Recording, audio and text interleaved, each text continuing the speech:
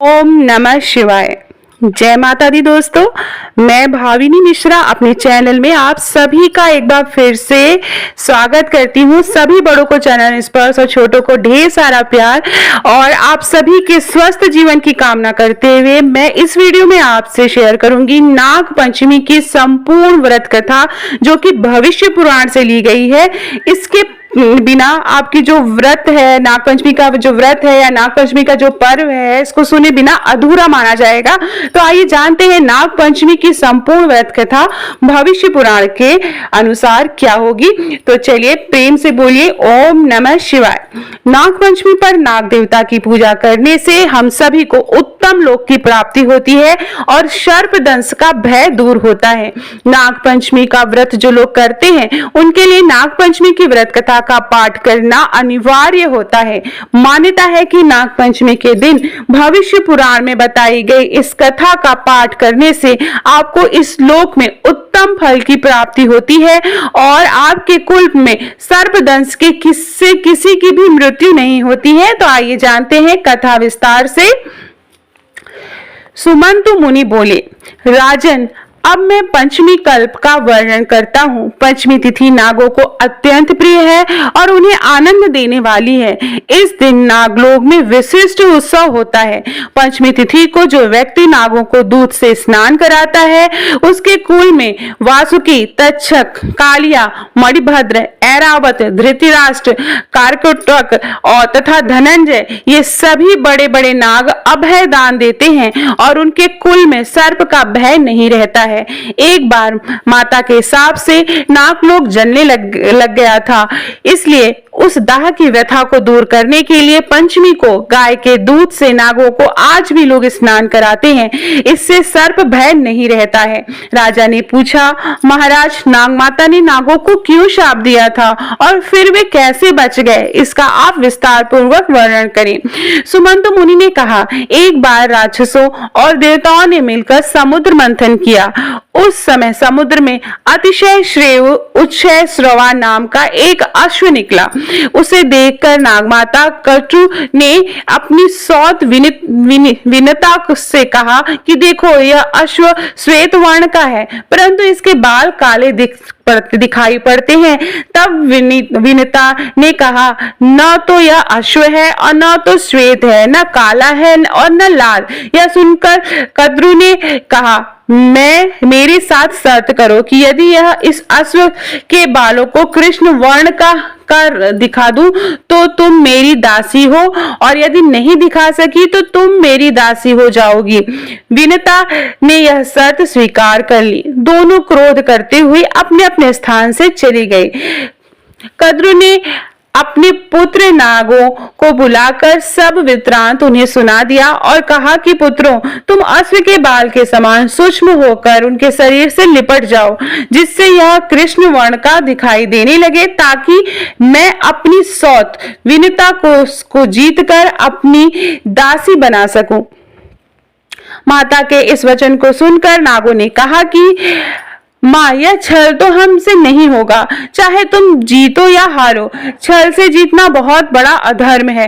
पुत्रों की यह वचन सुनकर कद्रु ने कहा, तुम लोग मेरी आज्ञा नहीं मानते हो, इसलिए मैं तुम्हें श्राप देती हूँ कि पांडव के वंश में उत्पन्न राजा जन्मेजय जब सर्प शस्त्र करेंगे तब उस यज्ञ में तुम सभी अग्नि में जल जाओगे। इतना कहकर कद्रु चुप हो गई। नागगण माता का शाप सुनकर बहुत घबराए और वासुकी को साथ में लेकर ब्रह्मा जी के पास पहुंचे तथा ब्रह्मा जी को अपना सारा वृत्तांत सुनाया। इस पर ब्रह्मा जी ने कहा कि वासुके, चिंता मत करो, मेरी बात सुनो। यायावर वंश में बहुत बड़ा तपस्वी जरकात्रु नाम वाली बहन का विवाह कर देना और वह जो भी कहे उसका वचन स्वीकार कर लेना। उसे आस्तिक की नाम का एक विख्यात पुत्र उत्पन्न होगा। वह जन्मेजय के सर्प यज्ञ को रोकेगा और तुम लोगों को रक्षा करेगा। ब्रह्मा जी के इस वचन को सुनकर नागराज वासुकी आदि अतिशय प्रसन्न हो उन्हें प्रणाम कर अपने लोक में चले गए। सुमंत मुनि ने इस कथा को सुनाकर कहा, राजन, यह यज्ञ तुम्हारे पिता राजा जन्मेजय ने किया था। यही बात श्री कृष्ण भगवान भी युधिष्ठिर से कही थी कि राजन, आज से 100 वर्ष के बाद सर्प यज्ञ होगा जिसमें बड़े बड़े विषधर और दुष्ट नाग नष्ट हो जाएंगे। करोड़ों नाग जब अग्नि में दग्ध होने लगेंगे तब आस्तिक नामक ब्राह्मण सर्प यज्ञ रोककर नागों की रक्षा करेगा। ब्रह्मा जी ने पंचमी के दिन वर दिया था और आस्तिक मुनि ने पंचमी को ही नागों की रक्षा की थी, अतः पंचमी तिथि नागों को बहुत ही ज्यादा प्रिय है।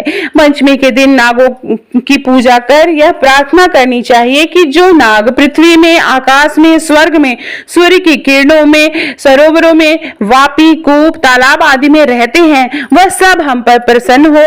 हम उनको बार बार नमस्कार करते हैं।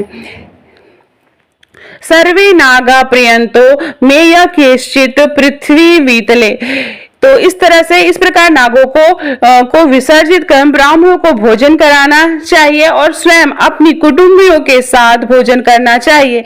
प्रथम मीठा भोजन कराना चाहिए, अनंतर अपनी अभिरुचि के अनुसार भोजन करें। इस प्रकार नियम अनुसार जो पंचमी को नागों का पूजन करते हैं यह श्रेष्ठ विमान में बैठकर नागलोक को जाते हैं और बाद में द्वापर युग में बहुत पराक्रमी, रोग रहित तथा प्रतापी राजा होते हैं। इसलिए घी, खीर और गुलगुल से इन नागों की पूजा करनी चाहिए। राजा ने पूछा, महाराज, क्रुद्ध सर्प के काटने से मरने वाला व्यक्ति किसी गति को प्राप्त होता है और जिनके माता पिता, भाई, पुत्र आदि सर्प काटने से मरे हो उनके उद्धार के लिए कौन सा व्रत, दान अथवा उपवास करना चाहिए, आप बताएं।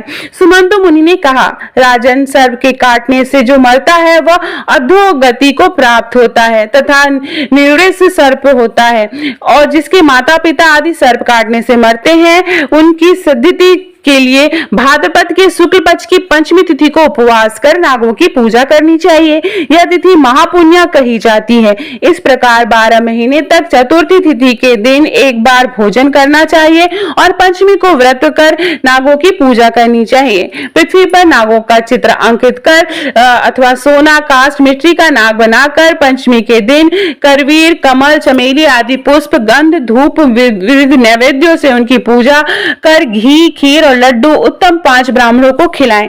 अनंत, वासुकी, शंख, पद्म, कंबल, करकोटक आदि 12 नागों की क्रमशः पूजा करें। इस प्रकार वर्ष पर्यंत व्रत एवं पूजन व्रत करके पारण करना चाहिए। बहुत से ब्राह्मणों को भोजन कराना चाहिए। विद्वान ब्राह्मणों को सोने का नाग बनाकर उन्हें दान करना चाहिए। यह उद्यापन की विधि है। राजन, आपके पिता जन्मेजय ने भी अपने पिता परीक्षित के उद्धार के लिए व्रत किया था और सोने का बहुत भारी नाग और अनेक गौ ब्राह्मण जो है वो दान में दी थी। ऐसा करने पर वे पितृ ऋण से मुक्त हुए थे और परीक्षित ने भी उत्तम लोक की प्राप्ति की थी।